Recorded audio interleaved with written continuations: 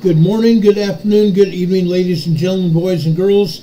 Welcome to Emergency Management Associates, coming to you from the Area Command, 392 miles west of Kitty Hawk Beach, North Carolina. We want to welcome everybody to our program this evening.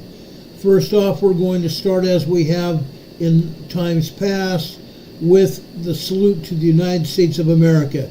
I would ask everybody right now to please rise.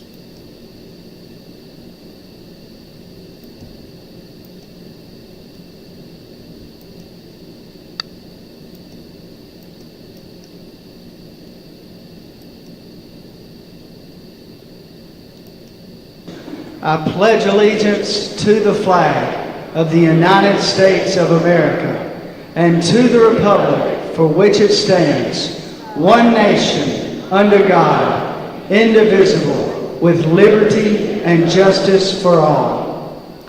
Now would you make welcome, straight from Washington, D.C., the United States Army Corps Quartet. Yeah.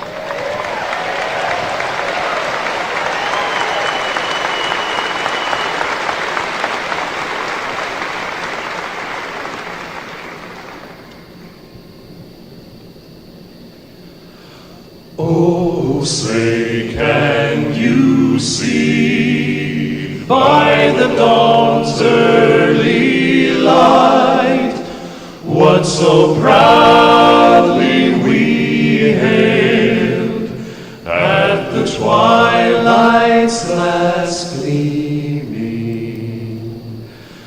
whose broad stripes and bright stars through the perilous fight o'er the ramparts we watched were so gallantly streaming, and the rockets' red glare, the bombs bursting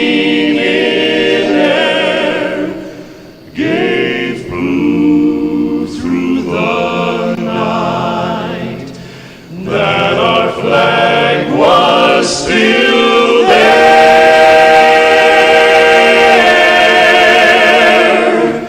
Oh, say does that star-spangled banner yet wave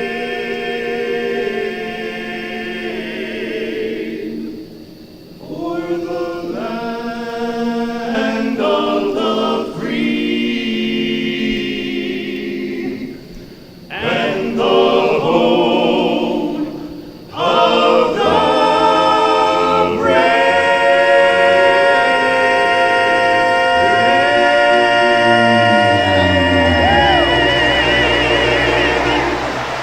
Oh yeah! Come on, folks, let them know it. America's finest, the United States Army Barbershop Quartet, performing at the Barbershop Quartet Convention in 2015.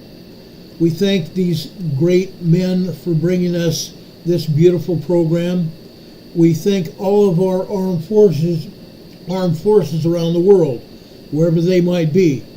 We want to also thank our allied armed forces, wherever they might be, that they might be protected and guided. We love them. We love all of our allies, especially our allies and our own United States Armed Forces, who help protect each and every one of us. Thank you so much for your service, and may God bless you. May God protect you this day and always. Thank you all for your service. We appreciate you ever so much. Thank you so much, brothers and sisters, ladies and gentlemen around the world. Thank you so much. Folks, are we getting buffered too much tonight? We love them. We love all of our allies, especially our allies and our own United States Army. It doesn't sound like our audio is buffering very much. I'm seeing some buffering here in our video. Candace is here from Texas. Thank you for being here, Candace. Our buddy Demon Catman, who's one of our moderators from the east of England, is here. Don Patoka from over in Utah is here, who's also one of my best friends and one of our moderators here. Thank you so much. We also have NCWQ, Earthquake News and Disaster News Explorer here with us as well, one of our friends and one of our contributors here to this program, and also a moderator here on this program. We thank you so much for what you do as well. Mark Kirby says, God bless America. Yes, absolutely, God bless America. I don't know why your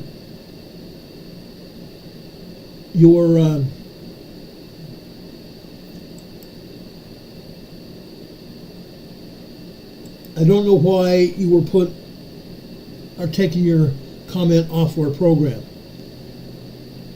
Mark Kirby, absolutely, God bless America. The greatest country in the world. Our allies are also standing with us today. Now, what does that say about us? That tells us that the United States of America is the leader of the world, regardless of the dirtbag that's in charge in Washington, D.C. Heidi Petrick says, audio cuts in and out. I can hear you, Ron. Thank you so much, Heidi. We appreciate that. I hope it continues because our video is being buffered. I honestly thought our buffering was ended, but apparently they're still buffering us. If it's all right with you, we're going to continue on with this program for right now, unless our audio is buffering bad, in which case we will turn over to our phone again. I just don't want to do that quite yet. Missouri Boat Ride says, you're buffering, Ron. Sorry. I'm so sorry about that. God bless you. God bless all of you. I am hoping that you'll be able to hear our broadcast tonight. The first thing I want to do is start off with a report that I got earlier this morning with the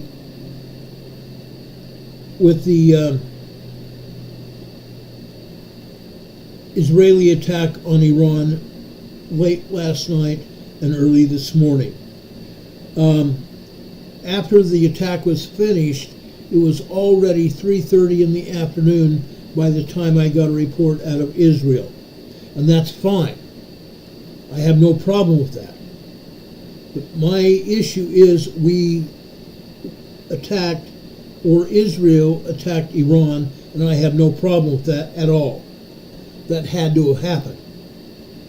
That had to have happened. Folks, there are people that believe that the United States had no part of it. We did. We did have a part. We did not attack, though. The United States of America did not attack. Okay, I want to make sure everybody realizes that. The United States of America did not attack. However, the United States of America put up a stratotanker. The U.S. put up a stratotanker. That's a refueling tanker that we use to refuel our fighter jets in war. Folks, it happened. We supported the Israeli attack on Iran. Israel used its attack jets. This is a fighter jet from the United States that we sold to Iran. Okay? This is an F-35 fighter jet. Many other fighter jets also participated in this raid on Iran. Many other aircraft fought in Iran today. And Iran is almost denying anything happening. Again, Iran is saying that nothing happened. Isn't that interesting? Nothing happened. Israel carried out a military airstrike on Iran early this morning. That is according to a U.S. official who does not want to be known other than anonymous. Now, this could potentially be a dangerous escalation of a fast widening Middle East conflict. Iran officials so far have sought to play it down. Yes, we did attack Iran. Yes, we did attack one of Iranian's Air Force fields. We took it out and we destroyed it. Iran is saying that no, we did not destroy it, that Israel did not destroy it. They put up satellite photography that says that Israel hardly did anything but maybe bust a few windows in some buildings. That's what they're saying. And Iranian officials said air defenses intercepted 3 drones close to an air base in Isfahan province, Isfahan province, where explosions were reported. Iran put up what they said were exclusive satellite images obtained by CNN and other mainstream news media, which appear to show no extensive damage at that air base. Israel attacked. United States Secretary of State Anthony Blinken said that the G7 countries, he was at a G7 conference this weekend already, and the G7 countries are committed to de-escalating tensions between Israel and Iran. Lloyd Austin, who is the Secretary of Defense, spoke with his Israeli counterpart earlier today. According to what he said, this comes one day after Israel carried out strikes in Iran. The readout makes no mention of the Israeli strikes, and the Biden administration has been very tight-lipped following the actions. Biden tried to tell Prime Minister Netanyahu, don't.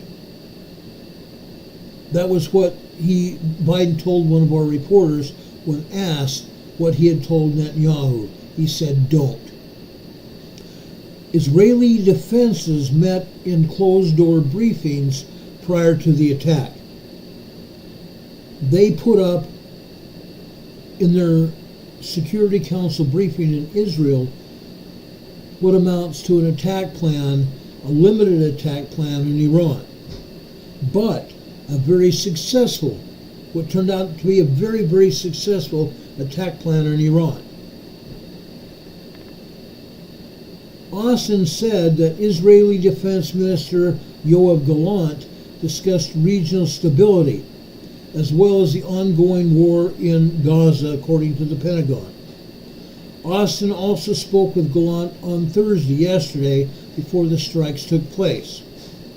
The readout of the earlier call on Thursday had slightly more information, saying the two discussed Iran's destabilizing actions in the Middle East. In a previous call, Austin had asked Gallant for Israel to notify the United States before taking any action in retaliation for Iran's massive barrage fired at Israel this past weekend. The scope of Israel's military response to Iran's first ever direct attack on the country remains murky. It remains very murky because Iran is denying anything really happened. Israeli officials have yet to publicly acknowledge responsibility for reported overnight explosions in parts of Iran today. Tehran has dismissed these attacks as just tiny drones that were shot down by Iranian air defenses. Iran may be downplaying what was likely to have been a significant but a limited Israeli attack, but that seems to be secondary to the larger forces at play. What is plain to see is that both Iran and Israel are keen to wrap up the most dangerous escalation of battle between two regional powerhouses to date. This month's dramatic escalation kicked off with an apparent Israeli airstrike on Iran's consulate in Damascus, followed by a largely foiled Iranian attack of over 300 airborne weapons on Israel. It seems to have been given way to a rapid climb down. The United States, France, Britain, and other of our allies shot down 99% of Iranian warheads. 99%. The few warheads that got through landed at an Israeli Air Force base and allegedly did very little damage. Shortly after this morning's attack in Iran, a regional intelligence source has said that Iran was not expected to respond further, and the directed state-to-state strikes between the two enemy states were over. Iran is saying that the strikes are over. The latest flare-up brought the stakes into sharper focus, but it has also exposed the limits of a direct confrontation between Iran and Israel. I need to say what I'm going to say now. Remember, what happens between Iran and Israel rarely stays between Iran and Israel. The region is deeply intertwined. Deeply intertwined. That heightens the risk of military action, but it also acts as guardrails against a potential conflagration, a potential escalation of force. So when the United States officials said last weekend that Washington would not participate in an Israeli response to Iran's attack in Israel, that seemed to immediately take the wind out of the sails of a potential escalation. Again, the United States earlier this week told Israel if they were going to do anything, they were to at least give the United States 2 days' notice before they were to do it. That really didn't happen. The only direct information that the U.S. got was last night, that Israel was on its way to attack Iran. Images show that the Iranian F-14 Tomcats that had been stationed at an airbase in the past over in Iran were not there when Israel arrived. Additional archival satellite imagery that was put out to the U.S. news media said that those F-14 Tomcats that were supposedly on the ground in Iran had not been there for some time. Note, F-14 Tomcats. Those had been sold to Iran back in the 90s, even probably into the 80s. F-14 Tomcats at the time were specialized fighter aircraft from the United States fleet that were said to have been given to Iran. Now, the U.S. Secretary General is pushing for an end to retaliation in the Middle East. The United States Secretary General Antonio Guterres has urged both sides to cease retaliating after Israel carried out a military strike on Iran last night and into this morning. Secretary General Guterres reiterates that it is also high time to stop this dangerous cycle of retaliation in the Middle East.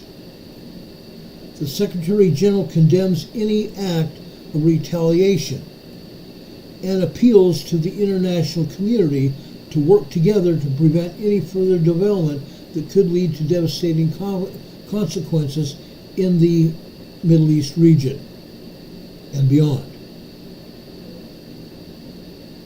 Now, I showed you all of the military aircraft that Israel used in the raid on Iran last night and this morning. F-35 military weapons. One of the best fighter aircraft in the world, an F-35 fighter. As I said, a KC-135 United States refueling tanker was said to have been refueling Israeli jets that were en route or leaving Iran. This is a KC-135 that I'm showing you. Demon Catman says, yes, a frozen screen. I'm very sorry about that. Monir's Ras says they called the JX-10. Yeah, I think they did. NCWQ's here in the chat saying, is it me or are we stuck here? I'm so sorry. I'm very sorry for this. It looked like to me that we were not going to be buffered, but apparently we are. K. Morava says Ron F-14s were sold to Iran before 1979 when the Shah was in power. I believe that's true. So I stand corrected.